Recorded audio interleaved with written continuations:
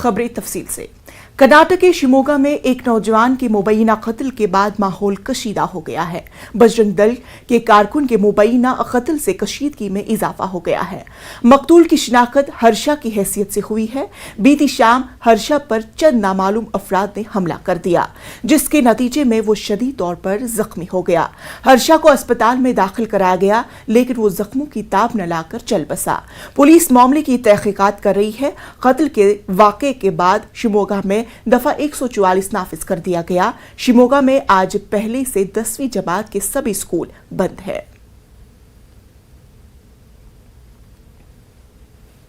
ಸಂಘಟನೆ ಇದರ ಹಿಂದಕ್ಕಿದೆ ಅನ್ನುವಂಥದ್ದು ನನಗಿನ್ನೂ ಕೂಡ ಮಾಹಿತಿ ಸಿಕ್ಕಲಿಲ್ಲ. 4-5 ಜನ ಯುವಕರ ಗುಂಪಿದೆ ಅದರ ಹಿಂದಕ್ಕೆ ಅನ್ನುವಂಥ ಮಾಹಿತಿ ನನಗೆ ಸಿಕ್ಕಿದೆ. ಈಗ ಪರಿಸ್ಥಿತಿ ಕಂಟ್ರೋಲ್ ನಲ್ಲಿದೆ. ಅದೇ ರೀತಿ ಕಂಟ್ರೋಲ್ ನಲ್ಲಿ ಇಡುವಂತ ಪ್ರಯತ್ನ ಮಾಡಿದ್ದಾರೆ. ಶಾಲಾ ಕಾಲೇಜುಗಳನ್ನ ಡಿಸಿ ಅವರು ಆದೇಶ ಕೊಟ್ಟು ಇವತ್ತು ಕ್ಲೋಸ್ ಮಾಡಿದ್ದಾರೆ। कर्नाटक के शिमोगा में हालात बद से बदतर होते जा रहे हैं। शिमोगा के मकामी लोगों के मुताबिक मुस्लिम इलाके में बजरंग दल के गुंडों ने रात भर हंगामा किया और कई गाड़ियों को नजर आतिश भी कर दिया। इसके अलावा अवामी इमलाक को भी नुकसान पहुंचाया गया।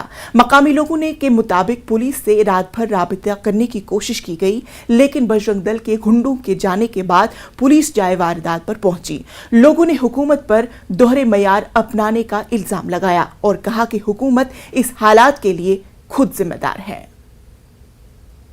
300 आदमी आकर अंदर आको 300 आदमी जय श्री राम बोल को पूरा हमारे झंडे का ये मकान सब भी जला को, ताबूत सब भी जला को, पूरा गाड़ियां पूरा क्या है पूरा जला को, सब भी अंदर से भी घुस को, दरवाजा खिड़कियां से भी बुकनी बना को चलेगी। 2 टाटा एसी, 4 गाड़ियां, 2 टाटा एसी, घरा के ऊपर से भी चढ़को, पत्थर से भी मारी, बड़े बड़े पत्थर, लांग जय श्री राम कर को बोल को लांग मचमे से भी पूरे घरा पूरा खिड़कियां पूरे फोड़ को डाली। ये देखो ये सारा सिगेटी में हो गया है, सो पता नहीं हमारी कोई गलती नहीं थी। हम भी ऐसे ही कुछ हुआ है बोल के घर के बाहर आके देखे थे हम लोग कि क्या हुआ है बोल के। हम आए थे बाहर देखने के लिए कि क्या हो रहा है, फिर हम अंदर चले गए, गलाटा होता है बोल के, बट हमें पता ही नहीं था कि ये सब हो रहा है बोल के।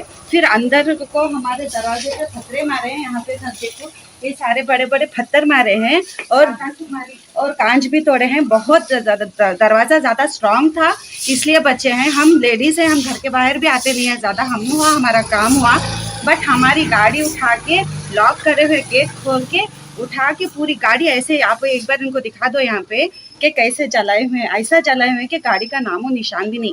मैं क्या बोलने का, आम जनता को ये इतना प्रॉब्लम क्यों कर रहे हैं? जो हुआ गलाटा हुआ उसकी छानबीन करना है। फर्स्ट ऑफ ऑल राइट है, एज अ गवर्नमेंट रूल्स भी है कि जो हुआ है वहाँ पे पुलिस खड़ना है। जब यहाँ पे कुछ हुआ है, वारदात हुई है, तो वो वारदात पे पुलिस एट अ टाइम वहाँ पे 2 वारदात पे रहना है।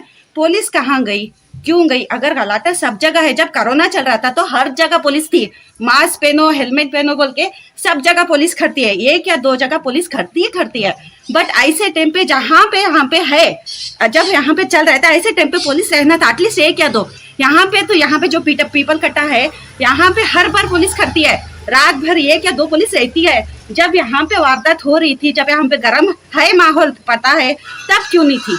ये क्या दो, हम पुलिस को भी फोन किया, सभी को फोन किया। अभी आप एक बार यहाँ पे दिखा दो कि गाड़ी का एक नामो निशानी है। अगर हमारी गलती है ना, हम मानते हैं जो हुआ है, क्या हुआ है, हमें खुद नहीं पता है कि क्या चल रहा है शिमोगा में।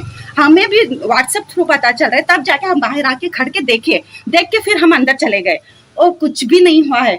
उतनी की गलती की वजह से हम लड़कियां हैं, इसका मतलब ये नहीं कि खामोश रहते हैं। अभी बताओ, ये लोग हम पे करें, हम इन पे करें, तो यही चलता है क्या? इंसानियत नाम की चीज नहीं है। हमारे लोगों पे क्यों इतना टॉर्चर किया जा रहा है? हम देखो, हम आम है, हमारे इसमें इंसानियत है, तो हम किसी को कुछ भी नहीं बोलेंगे। बट पुलिस को भी इतना बोलने के बावजूद भी पुलिस यहाँ पे कब आई है? जब पूरी गाड़ी राख होने पे, एक गाड़ी जलने के लिए आप ही सोचो कि कितना टाइम लगता है। 1 से 2 पुलिस यहाँ पे खड़ती है, पर खड़ी नहीं है। हम इतना डर गए थे, सच बताऊं कि रात में इतने लोग जय श्री राम करके नारा लगा के अंदर बैठे, बाहर आने के लिए क्या नहीं। हम लोगों का क्या है, मुसलमान है, औरत है, रात बिरात है, इसीलिए हम बाहर नहीं आए। हमारा बड़ा भाई भी घर पे नहीं था। टारगेट हम पे क्यों किया जा रहा है? जहाँ पे वारदात हुए है उन लोगों को जाके तहकीकात करने के लिए बोलिए, हम आम जनता को क्यों प्रॉब्लम कर रहे हैं? आपको बता दें कि कर्नाटक में हिजाब तनाज़े की वजह से गुज़श्ता चंद दिनों से कई मुस्लिम लड़कियां कॉलेज पहुंचकर घर वापस लौट रही हैं। तारीखी शहर बीजापुर, जिसका नया नाम विजयपुर है, यहां के सरकारी पीयू कॉलेज में आज भी ये मंजर देखने को मिला। यहां 40 से ज़ायद लड़कियां हिजाब के साथ क्लासरूम में बैठने की इजाज़त मांग रही है।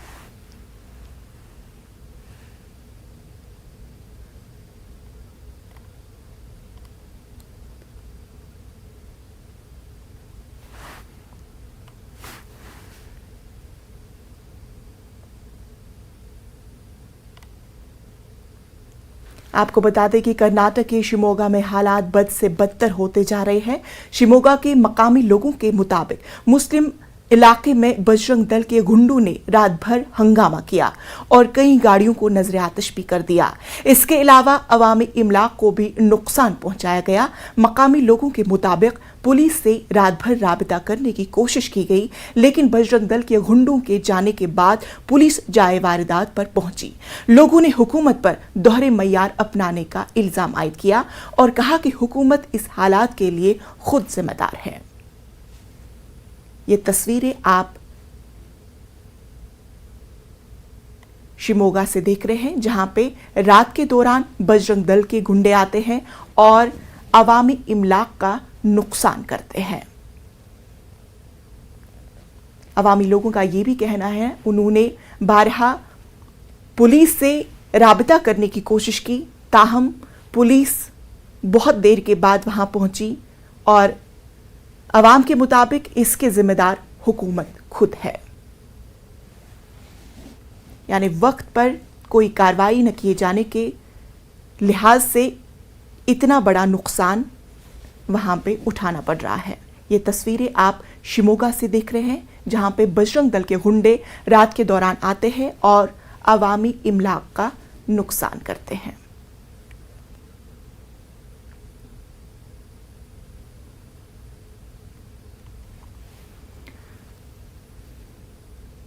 वहीं हिजाब तनाज़े पर कर्नाटक हाईकोर्ट में आज भी समाअत जारी रहेगी। 14 फरवरी से इस मामले पर दलाइल पेश किए जा रहे हैं। अर्जी गुजारों और इश्तिगासा अपना अपना मौक़िफ़ पुरजोर अंदाज में रख चुके हैं। जुमे के रोज हिजाब के खिलाफ एडवोकेट जनरल प्रभुलंग नवादगी ने हुकूमत का मौक़िफ़ पेश किया था।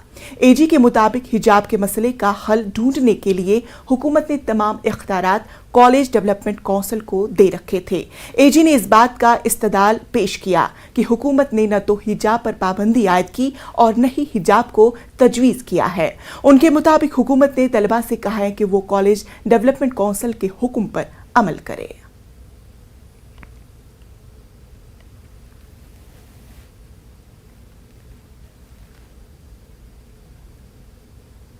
कर्नाटक में हिजाब तनाज़े की वजह से गुज़श्ता चंद दिनों से कई मुस्लिम लड़कियां कॉलेज पहुंचकर वापस घरों को लौट रही हैं।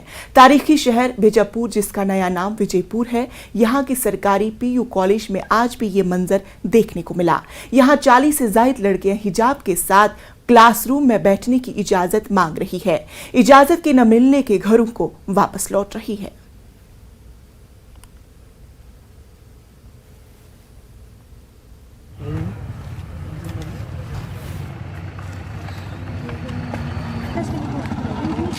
ಅಲ್ಲ ಲ್ಯಾಬ್ ಇದೆಯಲ್ಲ ಇವತ್ತು ಇರೋಣ ಮಾತಾಡ್ಸೋಣ ಸಾಕು ಅದಕ್ಕೆ ಹೋಗೋಣ ಹತ್ರಕ್ಕೆ ಹೋಗೋಣ ಸಾಕು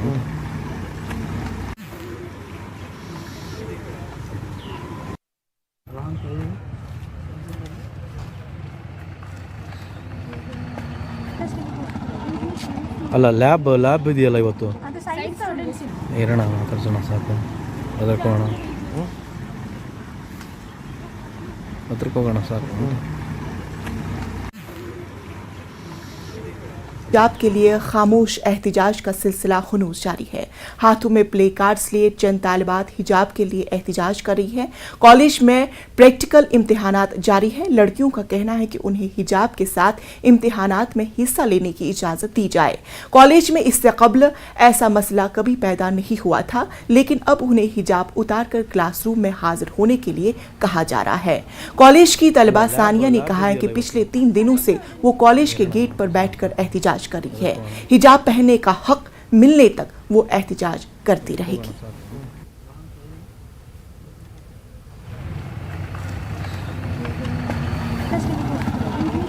ಅಲ್ಲ ಲ್ಯಾಪ್ ಎಕ್ಸಾಮ್ ಯಾವತ್ತಿಂದ ಅಂತ ಹೇಳಿಲ್ಲ ಸರ್. ನಮಗೆ ಇನ್ನೂ ಟೈಮ್ ಟೇಬಲ್ ನಾವು ಒಳಗೆ ಹೋಗಿಯೂ ಇಲ್ಲ.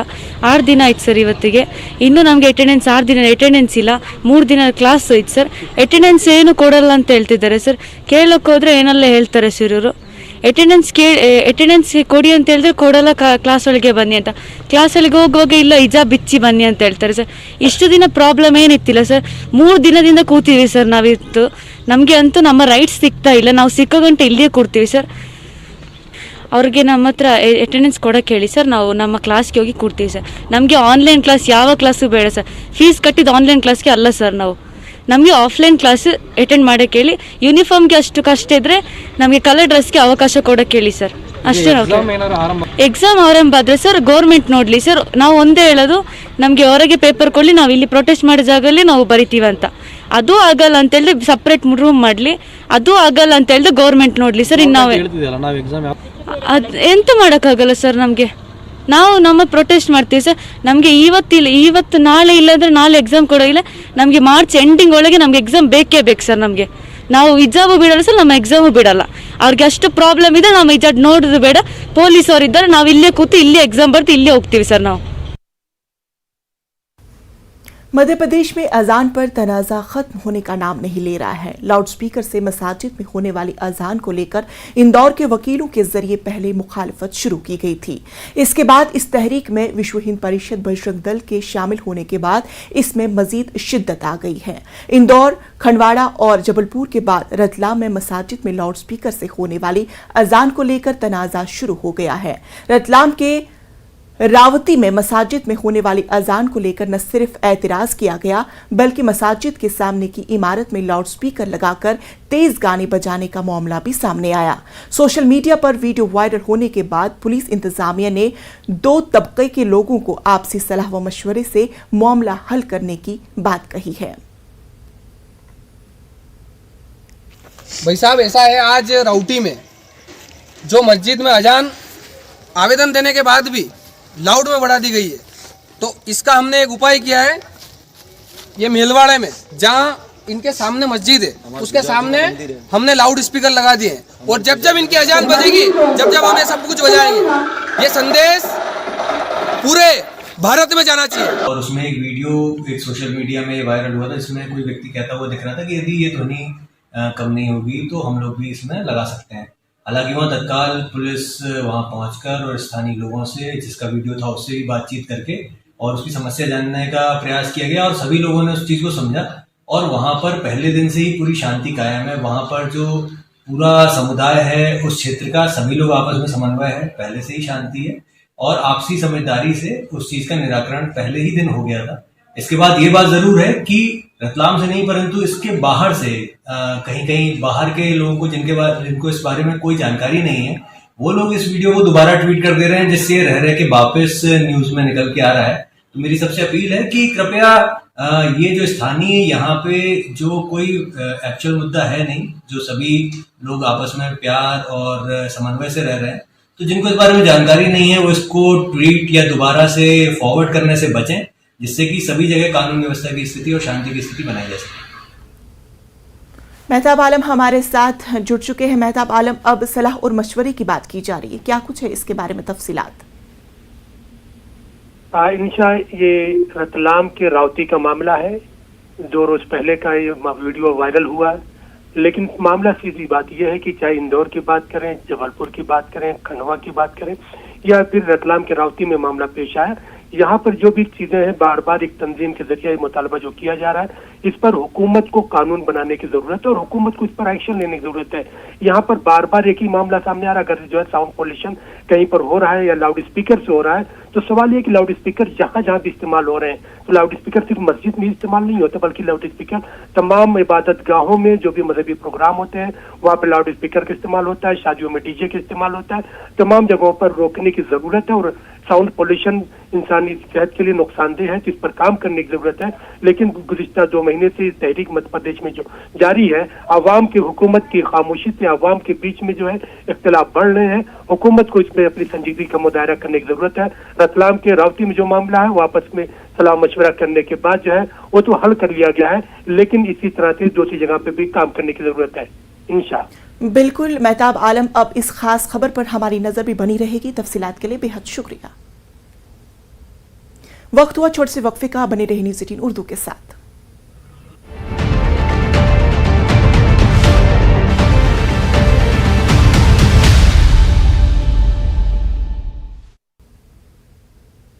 ब्रेक के बाद इस्तकबाल। वज़ीर आज़म नरेंद्र मोदी का तालीम से मुतालिक वेबिनार से खिताब, बजट में किए गए ऐलानात पर गौर व खोज के लिए वेबिनार। धन खर्चा हो रहा है, वो परिवार कर्ज कर रहा है। क्या हम हमारे देश में दुनिया की यूनिवर्सिटीज को ला करके हमारे बच्चों को हमारे यहां एनवायरनमेंट में और कम खर्चे में पढ़ाई के लिए उनके लिए चिंता कर सकते हैं? यानी प्री प्राइमरी से लेकर के पोस्ट ग्रेजुएट तक पूरा हमारा जो खाका है वो 21वीं सदी के अनुकूल कैसे बने। हमारे बजट में जो कुछ भी बना है ठीक है, इसके बावजूद भी किसी को लगेगा नहीं ऐसा होता तो अच्छा होता, अगले साल सोचेंगे, इसके लिए अगले बजट में सोचेंगे। अभी तो जो हमारे पास उपलब्ध बजट है उस बजट को हम धरती पर कैसे उतारें, अच्छे से अच्छे ढंग से कैसे उतारें, ऑप्टिमम आउटकम कैसे मिले, आउटपुट नहीं, ऑप्टिमम आउटकम कैसे मिले। अब जैसे अटल टिंकरिंग लैब, अटल टिंकरिंग लैब काम देखने वाले लोग अलग है, लेकिन संबंध तो उसका किसी न किसी एजुकेशन सिस्टम के साथ जुड़ा हुआ है। हमें इनोवेशन की बात करनी है तो अटल टिंकरिंग लैब को हम कैसे आधुनिक बनाएंगे। यानी ये सारे विषय ऐसे हैं कि बजट के परिप्रेक्ष्य में और नेशनल एजुकेशन के परिप्रेक्ष्य में ये पहला बजट ऐसा है जो हम तुरंत लागू करके आजादी के इस अमृत महोत्सव में अमृत काल की नींव रखना चाहते हैं। और मैं चाहता हूं कि एक बहुत बड़ा परिवर्तन हमें लाना जरूरी है। आप सभी। एक बड़ी खबर मुंबई से आ रही है। मुंबई के जौहर की एक होटल में आतिशबाजी, फायर इंजन्स प्रिंसेस होटल में लगी आग बुझाने में मसरूफ। 10:30 बजे शोले नमूदार हुए। अफरा तफरी में लोगों को होटल से बाहर निकाला गया। ऊपरी मंजिलों से धुआं उठ रहा है। होटल में एक शादी हो रही थी जिसके दौरान यह आग नमूदार हुई। मुंबई के जौहर की एक होटल में आतिशबाजी का वाक़या पेश आया। फायर इंजन्स प्रिंसेस होटल में लगी आग बुझाने में मसरूफ अमल। 10:30 बजे शोले नमूदार हुए। अफरा तफरी में लोगों को होटल से बाहर निकाला गया। ऊपरी मंजिलों से धुआं उड़ रहा था। होटल में एक शादी हो रही थी। मरकजी वजीर दाखिला अमित शाह ने कहा है कि उत्तर प्रदेश में जारी इंतखाबात में सीएम योगी की क़यादत में बीजेपी को मुकम्मल अक्सरियत हासिल होगी। नेटवर्क 18 के एडिटरान इन चीफ राहुल जोशी से खास बातचीत में शाह ने कहा कि हर हाल में यूपी में अगले वजीर आला योगी आदित्यनाथ ही होंगे। शाह ने कहा कि इंतखाबात में तरक्की की बुनियाद पर पोलराइजेशन हो रहा है। उन्होंने हिंदू मुसलमान के पोलराइजेशन को खारिज किया। शाह ने यूपी में योगी आदित्यनाथ की हुसूलियाबियां गिनवाई। आपने योगी जी की बहुत प्रशंसा की। योगी जी मुख्यमंत्री हैं, आपके पार्टी का उत्तर प्रदेश में चेहरा हैं। चाहे सीट कितनी भी आए, क्या आप कह सकते हैं कि मुख्यमंत्री वही बनेंगे? निश्चित रूप से उनके नेतृत्व में ही हम चुनाव लड़े, वही बनेंगे, चाहे जो भी। अगर आपकी बहुमत आएगी तो कुछ नहीं, बहुमत है ही नहीं भाई, तुम मानकर चलो प्रचंड बहुमत के साथ हमारी सरकार होने प्रचंड आएगी तो अच्छा है, मगर अगर नहीं भी आए तो वो मुख्यमंत्री हर हाल में वही मुख्यमंत्री। ध्रुवीकरण की जब बात करते हैं तो आपका इशारा मुसलमानों और यादवों से है। जब आप योगी जी ने अभी बात की थी कि ये चुनाव जो है 80% और 20% का चुनाव है, तो क्या इसका मतलब मुसलमान वर्सेस हिंदू का चुनाव देख रहे हैं आप? मुझे लगता है इनके बैक ऑफ द माइंड कोई वोट प्राप्त करने वाला वो रहा होगा। मैं नहीं मानता कि हिंदू और यादव इस प्रकार से गिनकर, मुस्लिम और यादव इस प्रकार, कोई वोट प्रतिशत सपा का कितना रहा, क्या रहा, इसके हिसाब से करा होगा मुझे। पर आपको ये नहीं लगता कि चुनाव में पोलराइजेशन हो रहा है? पोलराइजेशन जरूर हो रहा है, गरीब पोलराइज हो रहा है, सलामती फील करने वाले लोग पोलराइज हो रहे हैं। 18 योजनाएं 20 सालों की एवरेज से लंबित थी सिंचाई की, तो किसान भी पोलराइज हो रहा है। ढेर सारे किसानों को आज किसान कल्याण निधि का पैसा मिल रहा है, 23,000 करोड़ रुपया मिला है, तो वो पोलराइज हो रहे हैं। तो पोलराइजेशन तो मैं ढंग से देख रहा हूं। पर हिंदू मुसलमान पोलराइजेशन नहीं देख रहे हैं। देखिए, वोट देने की पैटर्न को पोलराइजेशन नाम मत दीजिए। हमारी ओर से हमने कोई कसर नहीं की। जो लाभ प्राप्त करने के लिए जिनका अधिकार था वो सभी को हमने लाभ दिया है, फायदा दिया है, irrespective of caste and community, irrespective of religion. धर्म और जाति को आपने उसमें कभी जरा भी नहीं। प्रधानमंत्री जी की हर योजना में मैं बताता हूं, हमने उत्तर प्रदेश के अंदर 1,67,00,000 माताओं को गैस दिया है। खबरों में फिलहाल इतना ही। मुझे दीजिए इजाजत। आदाब।